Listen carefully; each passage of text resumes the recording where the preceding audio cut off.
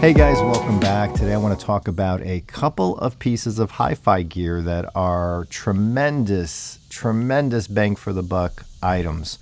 Now, many of you are no strangers to the world of Schiit Audio, and I'm not talking about bad audio. I'm talking about a company based in the USA that makes hi-fi, that makes some gear that's worthy of audiophile systems right here in the good old USA, and they do so for very good prices. I would say what you see from Schiit Audio is pretty affordable in the realm of hi-fi, because we all know when we go down that rabbit hole looking at exotic brands or trying to improve our system or looking for tweaks or new speaker, whatever, there's things out there that cost an absolute fortune. There's things in hi-fi that cost more than a common person's home, right? I've seen systems that were upwards of $1 million, systems that were $200,000. So it can get crazy, but you don't have to spend that much if you're just looking to create a system to play beautiful music to where you can sit and let the music bring you in, suck you into the performance, right? Now, I've been talking about audio for years, on and off. More recently, I've done more audio reviews. Now, I took delivery of a Schiit Audio Freya preamp in beautiful all black with silver knobs, and their Agir amplifier, which is actually a Class A amplifier. It's 20 watts per channel, but the first 10 watts are an actual good old real Class A. And since I'm running La Scala, Klipsch La Scala AL5s in my reference system, I knew that wouldn't be a problem to test out. Many of you may or may not know, I've recently built up a reference system in my main listening room. I have three audio systems in my home, 2 in this home and 1 in my guest house. But the main reference system is being built as a gauge, as something to compare other things to. And I'm running a Past Labs set of monoblocks in that system, XA 60.8s, which are pure Class A, and they sound heavenly, they sound divine, they sound beautiful. I'm running a Past Labs older preamp, an XP10, which also sounds sublime and is a perfect match for those monoblocks. I'm running a Lampizator Amber 3 DAC, and I just wrote the full review for that DAC at my website. I'll put a link in the description below to that. But it's the first DAC in 2 years that totally destroyed my previous favorite DAC, the Chord Cutest. The Amber 3 brought a new level of realism to the system, but you can read all about that in the review. I'll link to it below. I am running a Lumen U1 Mini Streamer, which I have finally replaced my Bluesound Node 2i in my reference system with the Lumen. It brings a little more excitement, a little more detail, and a little bit more of a refined sound over the Node 2i. And that's running just the digital out into the DAC. Everything matters when you start building a system that's highly resolving, right? And you start adding premium cables and premium things. The sound becomes more and more refined, more detailed, richer, right? So I built that system so I could hear what other pieces sound like, especially lower cost pieces. So by taking out the Past Labs XA 60.8s and the XP10, or just simply unhooking them, I then hooked up the Freya Plus and the Agir amp to my 105 dB efficient speakers. Those La Scalas are crazy efficient. Now, I assumed I would hear a bunch of noise coming from the system and hiss and buzz, and none of that was the case. In fact, the preamp here, which is under $1,000 with the tubes, comes with new production tubes. It has 3 modes of operation. First of all, it comes with a remote. It has 5 inputs. The first 2 are balanced, or XLR, I should say, and the next 3 are RCA, and then you have your preamps out, which are XLR and single-ended RCA. But there's 3 modes to use the preamp. There's the passive, there's the buffered, and there's the tube output. The tube output brings 12 decibels of gain, so when you switch between the 3, and those tubes kick on, which takes about 60 seconds to warm up and click on, your volume's going to be a lot higher. Now, in my system, I preferred by a huge margin the tube output. It just offered a richer sound, and something I would equate. I did hear the tube flavor. One thing that bugs me about today's tube products that are high-end, if you're looking at a $5,000, a $10,000, a $20,000 tube amplifier, you're going to hear descriptions from modern-day amps saying, it doesn't sound like tubes. It sounds more like solid state. You don't have any of that gooiness, that over-ripeness. Well, if I'm buying a tube piece, don't I want it to sound like tubes? If not, I would just buy solid state and not have to deal with the tubes blowing or the maintenance and all of that stuff. So I like when a tube product adds a little bit of tube color or tube flavor to a system. And that's exactly what the Freya Plus did. Even over the PassLabs XP10, I heard a little bit of that tube signature, that tube color, that tube flavor, that tube goodness, right? Which to me means a plumper mid-range, right? A nice sweet top end that's not too brighter in your face. When I listen to a tube piece, I like to hear a little bit of that euphonic sound, that sweetness that comes through in the vocals. Listening to small jazz ensembles can be simply breathtaking with a tube preamplifier.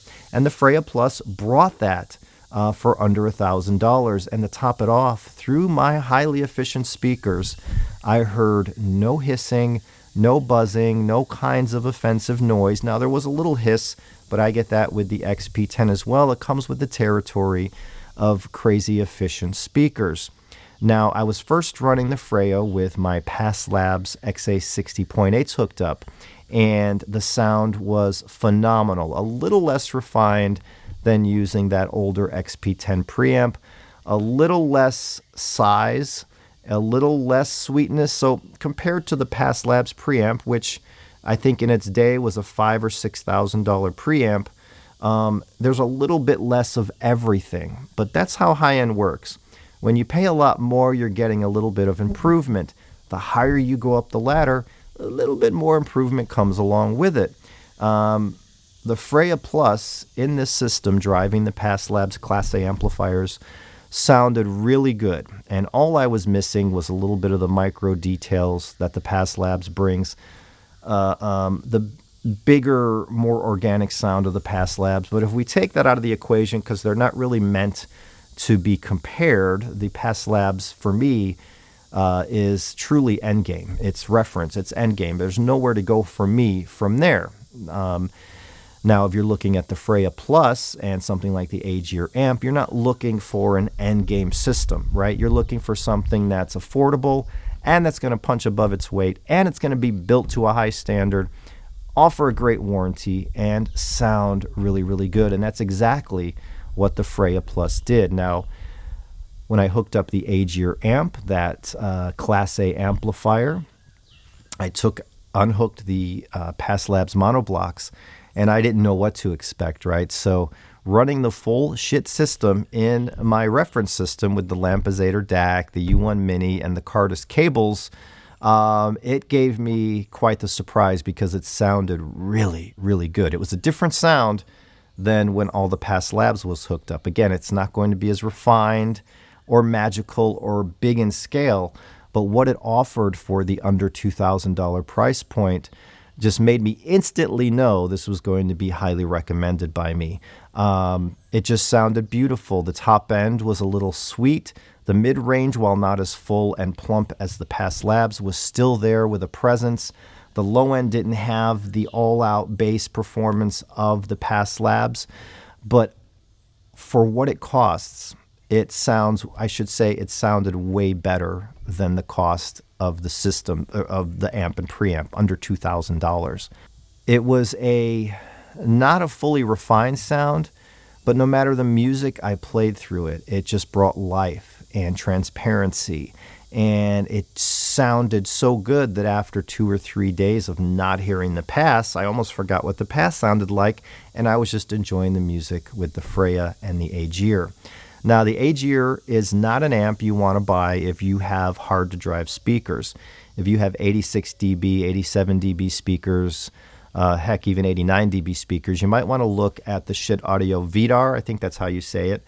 It's a more powerful amp. It's not Class A, but it will drive harder to drive speakers much better than the Agir. If you have highly sensitive speakers, right, something that's 89 dB efficient, 90 dB efficient, 92 dB efficient, I'd say 90 or above, then the Agir should do well as long as you're not in a massive cavernous space that's going to require more power. A small room, 92 dB efficient speakers, the Freya and the Agir can sound absolutely gorgeous. So after I heard the beautiful music that was coming from my reference system with the not-so-reference Freya Plus and Agir, I then brought them over to my guest house and hooked them up to my Wharfedale Diamond 225s that I have in a small room in that house. I think the room's 10 by 12. I used a Blue Sound Node 2i streamer, which I recommend highly for anyone who doesn't have a streamer yet, and some Nordist Blue Heaven cables.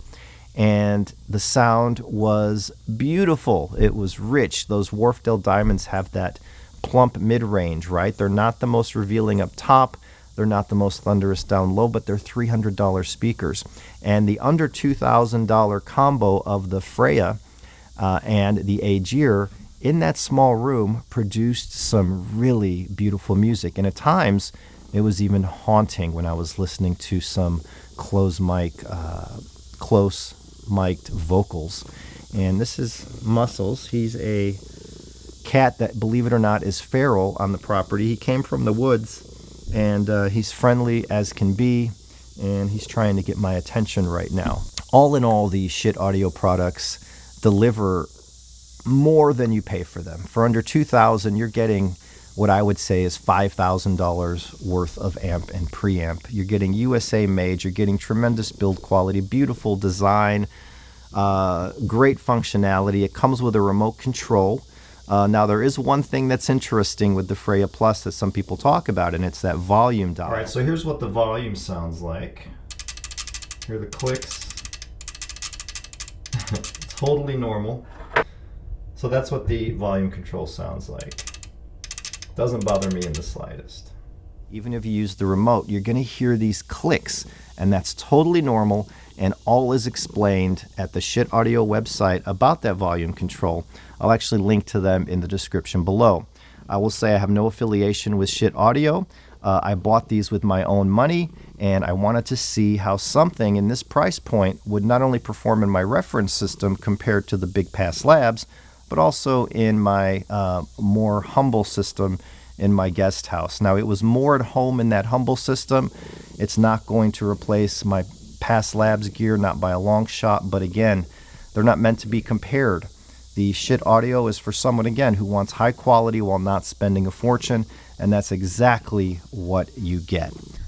All right, so if you like this video, thumbs up and subscribe. I have more on the way. Hey, and I will see you guys next time. Bye.